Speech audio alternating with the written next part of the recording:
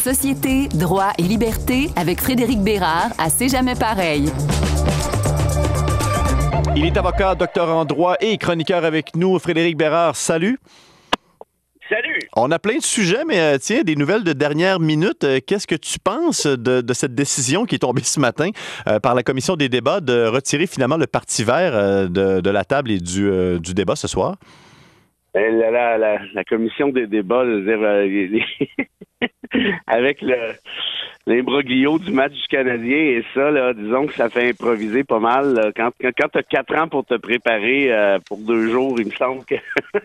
en tout cas, ces gens-là gardent leur job, sont quand même mieux positionnés que la plupart des Québécois en matière de garantie en droit du travail. On va se dire ça comme ça. Mais est-ce que c'est encore pertinent d'avoir une commission des débats? On voulait avoir un organisme, là, une entité neutre pour organiser tout ça. Est-ce que l'idée à la base était bonne? Oui, j'imagine. Moi, je suis pas contre le principe, mais comme on dit en anglais, you had only one job, là. Donc, si t'as droit de décision à prendre aux 4 ans, ça serait bien que ce soit de bonnes décisions. Retirer comme ça l'invitation au Parti vert à la dernière seconde, franchement, ça n'a aucun bon sens. Là. On peut pas. Ils disent, ils ont pris une décision stratégique oui, mais ils savaient déjà là, que cette décision-là a été prise, ça fait déjà plusieurs semaines par définition. Donc, bref, on peut qualifier ça de décevant, disons ça comme ça. Donc, ils seront 4 et parmi ces participants, il y aura le chef du Parti conservateur du Canada, Pierre Poilievre. Écoutons un extrait d'un dossier qu'il a abordé cette semaine. On va simplement utiliser la clause non-obstant pour contrer les criminels, jamais pour enlever les droits des Canadiens. Alors, c'est la volonté de Pierre Poilievre qui veut se soustraire à la Charte canadienne des droits et libertés et propose d'utiliser la fameuse clause dérogatoire pour donner au juge le pouvoir de condamner les auteurs de crimes multiples à des peines d'emprisonnement consécutives. C'est rendu que quand je pense dérogatoire, je pense Frédéric Bérard parce qu'on en a tellement parlé souvent. Mais comment interprètes-tu, qu'est-ce que tu penses de cette sortie de Pierre Poilievre? Moi, j'aimerais mieux que tu penses à d'autres choses que dérogatoire quand tu penses à moi, mais écoute, ça fait quand même plaisir. Je répondrais ceci, c'est d'une démagogie sans nom. Écoutez juste ce qu'il vient de dire, là. Il dit, on va utiliser la dérogatoire contre les criminels, mais jamais pour suspendre les droits des Canadiens.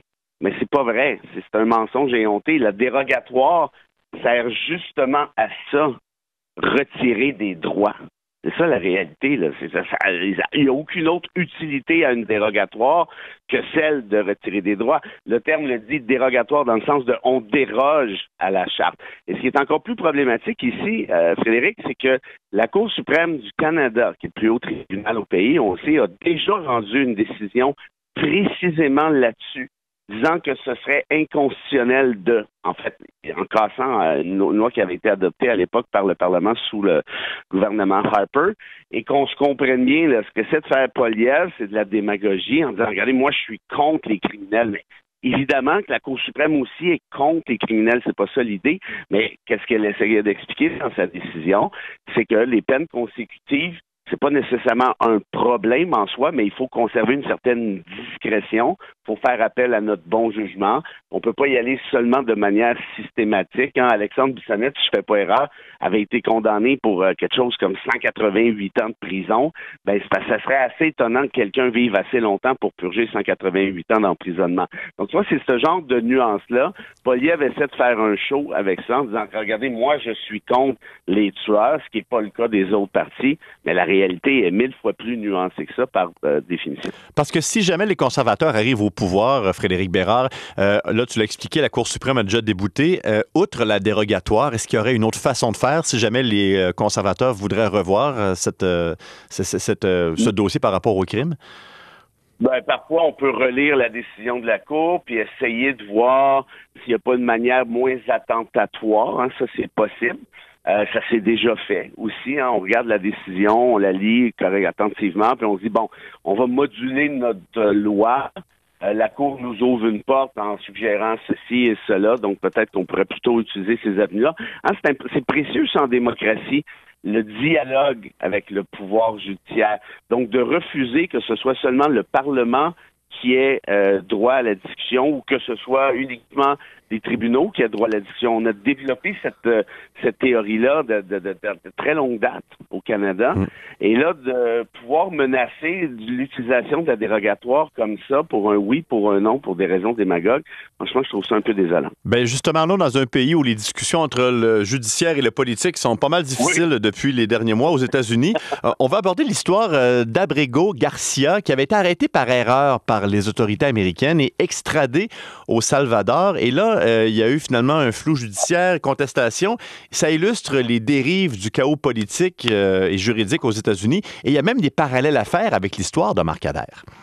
Ben oui, on avait parlé de Khadr ensemble, de Guantanamo, à plusieurs reprises. Et je te dirais que l'histoire de Garcia me fait énormément penser à l'affaire Khadr. Pourquoi? Faire une histoire courte. Ce gars-là a été envoyé dans une prison salvadorienne, dans l'une des pires, une des plus grandes prisons au monde, avec des conditions, disons, archi pénibles. En échange, Trump envoie de l'argent à Bukele, le président salvadorien, qui s'est par ailleurs, on s'en rappelle, autoproclamé le dictateur le plus cool du monde. Et là, on a réalisé, c'est la Cour suprême des États-Unis qui parle, que le Garcia en question, envoyé là par erreur, ne devait pas faire partie de l'envoi. Il n'y avait rien à voir avec ce qu'on lui reprochait. Et là, la Cour suprême a dit aux États-Unis, ben là, vous allez le rapatrier. Hein, ça fait penser à Khadr, ça. La Cour est là, quand Donald a reçu Bukele au bureau ovale, il y a 3 jours, les deux ont répondu aux questions des journalistes. Ah ben, là, si la Cour suprême a dit on va voir. Si Salvador veut nous l'envoyer, on verra bien, mais moi, Donald, je peux pas demander au Salvador de me l'envoyer, il est maintenant rendu au Salvador. Et là, Bukele répond, ah ben oui, mais là, moi, je sais pas si je peux le renvoyer aux États-Unis comme ça, là, de dire, ça prend, attends une minute, là, je sais pas comment est-ce qu'on peut bien faire ça. Et là, les deux rient, ils trouvent ça drôle.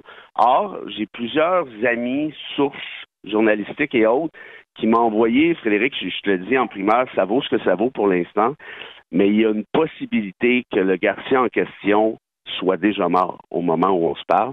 Et c'est pour ça, justement, que Trump et Bukele jouent à l'espèce de ping-pong en faisant les petits comiques, parce que la prison salvadorienne est parfois considérée aussi comme un Z-camp, donc un camp de la mort. Et à ton avis, est-ce qu'il y en a d'autres? Est-ce qu'il y en aura d'autres des histoires comme celle d'Abrego Garcia? On va avoir de la difficulté à les compter. Les 200 Vénézuéliens qui ont été envoyés là, rappelle-toi, hein, la Cour suprême a dit, vous n'avez pas le droit de faire ça. Vous n'avez aucun droit d'envoyer ces gens-là dans une prison salvadorienne, ce à quoi Donald a répondu, et là, tant pis, ils sont déjà partis, allez au diable. Et ça, c'est très, très, très dangereux, Frédéric, parce que quand tu es rendu à refuser de respecter une ordonnance judiciaire, comme le fait Donald et compagnie ces jours-ci, ben là, tu ne vis plus en démocratie. Il y a un autre nom pour le régime en question, ça s'appelle un régime dictatorial. Pourquoi? Parce qu'il n'y a plus de contre-pouvoir. Il n'y a plus de séparation des pouvoirs, il n'y a plus de contre-pouvoir. Celui qui est à la présidence et ses amis décident d'absolument tout, incluant de la portée des droits fondamentaux. Dans ce cas-ci, il y a des arrestations arbitraires, on le voit avec le ICE, hein. Il y a des déportations qui sont illégales, reconnues par les tribunaux, et qui empêche Donald d'agir à sa guise? Ben absolument personne. Pourquoi? Parce qu'il a décidé que ce serait ça. Et évidemment, il fait ça avec ses copains, les dictateurs les plus cools du monde. On termine la chronique en restant aux États-Unis. On va parler de liberté universitaire. En fait, l'université Harvard qui a défié ouvertement le président Trump. On sait que la Maison-Blanche a annoncé lundi le gel de 2,2 milliards de dollars de subventions qui sont destinées à Harvard. C'est énormément d'argent. Alors, comment on peut interpréter? Là, il y a d'autres universités. J'ai lu que Princeton également semble aller au front. On sait que Columbia, ça s'est moins bien passé. Comment ça se dessine, ce combat de titans entre les universités et la Maison-Blanche? Ben, je vais faire une histoire très courte. Hein. Les États-Unis sont en train de sombrer vers le fascisme. C'est comme ça qu'on doit appeler ça. Il faut arrêter d'avoir peur des mots. Pourquoi? Bon, premier exemple, on en parlait il y a de ça 2 minutes. Quand tu commences à violer des ordonnances judiciaires, tu n'as plus de contrepoids. Et un autre socle de la démocratie, c'est quoi? Mais c'est la liberté d'expression, évidemment, mais aussi la liberté académique. Hein, aussi la liberté qu'ont les universités de faire des recherches qu'elles souhaitent, de fouiller la science, de faire connaître la science par la suite, et aussi d'inscrire leur dissidence face au pouvoir. De dire, par exemple, nous, on n'est pas d'accord avec telle décision de Washington, et on veut être capable, les universités, on veut être capable de faire ça sans avoir à subir les remontrances de Washington. Là, ici, ce que fait Donald, puis c'est pas d'hier, là, c'est commencé depuis déjà 1 mois et demi, 2 mois, quand il a dit aux universités, si vous continuez à tolérer tel type de manifestation, même pacifique, je vous coupe les vives. Il avait coupé le 400 millions à Columbia, si tu te souviens bien. Il a envoyé en prison de manière absolument illégale un dénommé Khalil qui avait organisé des manifs pro-Palestine. Et là, qu'est-ce qui arrive? Ben, les universités ont peur. On a annulé, tu t'en souviens peut-être, la conférence de Joanne Liu, qui est une docteure québécoise, qui devait donner une conférence à l'Université de New York, son alma mater. Oui, on lui a dit, oublie ça, reste chez toi, on annule la conférence. Pourquoi? Parce qu'on a trop peur, on ne peut pas être dans le trouble. Donc, le climat de terreur qui est en train d'instaurer Trump fonctionne en très bonne partie parce que les universitaires se disent, OK, si je dis ceci, il va m'arriver telle conséquence, ou peut-être que mon université perdra sa chaire de recherche, peut-être que je perdrai mon financement, peut-être, bon, tu vois genre un peu. Mais là, c'est énormément d'argent et j'ai une crainte, Frédéric Bérard, je me demande, parce que là, pour Harvard, c'est 2,2 milliards de dollars, c'est des sommes stratosphériques. Là, le président se tient debout. Est-ce qu'il pourrait y avoir des pressions de l'intérieur, du lobbying, des administrateurs qui, finalement, pourraient peut-être inciter le président à revenir sur sa décision ou carrément quitter la présidence? Ben, évidemment qu'il y en a déjà de ce type de pression-là. Clairement, Trump est imprévisible, il fait ce qu'il veut, mais là, actuellement, je veux dire, tout ce qu'il fait fonctionne. Son plan de faire sombrer les États-Unis vers le fascisme fonctionne et plus rapidement que moins, on le voit bien. Et puis pour le reste, ben, tu vois, moi, c'est archi-méga inquiétant, ça. J'ai reçu une communication de l'Université de Montréal où j'enseigne, où on nous suggère de ne pas aller se promener aux États-Unis parce que, bon, c'est dangereux. Mais imagines-tu?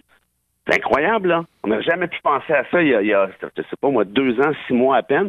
Alors là, on est rendu dans un climat où les universitaires, qui ont vu d'ailleurs un paquet de mots qui font partie du vocabulaire, comme par exemple le mot femme, diversité, inclusion, minorité, tout ce que tu veux, être retirés des sites fédéraux. On menace même ces universités-là. Si vous continuez de faire des recherches sur tel projet, par exemple, rattaché aux femmes, eh bien, on pourrait retirer votre financement.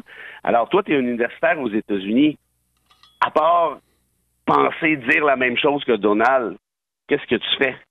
Si tu tiens tête, si tu fais dissidence, ben, ton université va être dans le trouble. Donc, bravo à Harvard de se tenir debout.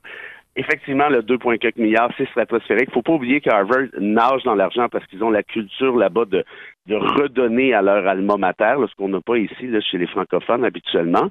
Mais reste que, évidemment, que c'est une décision qui fait très, très mal. Et moi, ce que je crains, c'est pas tellement la censure, Frédéric, mais plutôt l'autocensure. Il n'y a pas de pire censure que l'autocensure, c'est-à-dire l'université qui dit, ben, moi, je vais vraiment faire attention et je ne parlerai plus des choses que je parlais à l'époque parce que je vais me mettre dans le trouble. Tiens, par exemple, je vais annuler la conférence du Dr. Liu. Nous, on te censurera jamais, Frédéric Bérard, pour les chroniques à toutes les 2 semaines. Frédéric Bérard, merci beaucoup. Ça donne bien, je m'auto-censure pas avec toi non plus. Parfait. Bye-bye. À bientôt.